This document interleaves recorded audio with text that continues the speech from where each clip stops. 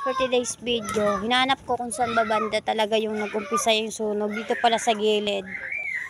Ngayong umaga ko na naasikaso ay ngayong umaga ko na puntahan kung saan nga ba yung nagsimula yung sunog. Kay tingnan nyo naman oh.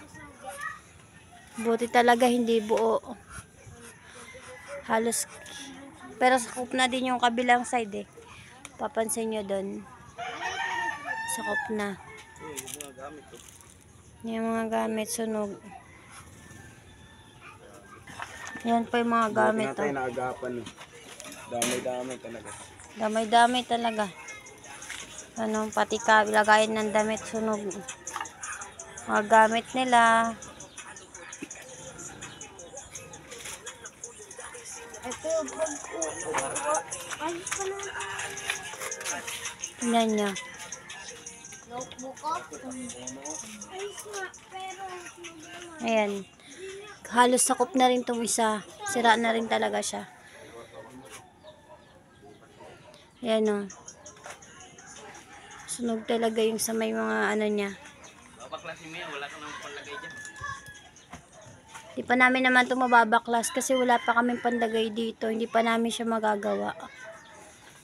Mag-aano pa kami sa scrapan.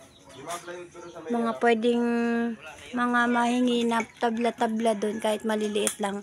Pagdudugtong-dugtong na lang muna. May makayo ako sa may kumbiyor. Kasi kung may makayo ako doon, kumbiyor. Yan. Kinabi ako makayo. Bulok na din kasi yung dingding namin. Kaya siguro, nung naano, tapos yung bubong pa namin, plastic lang yan. Kaya nang nasunog, mas mabilis talaga ang kumalat yung apoy. Kasi tingnan nyo din naman yung dingding namin. Oh. Halos wala na. Kaya mas mabilis kumalat yung apoy. Buti na lang talaga, walang mga bata dito kagahapon. Nasa birthday yan. Kadalasan pa naman, natutulog ng mga hapon yun. Tanghali, pinatutulog.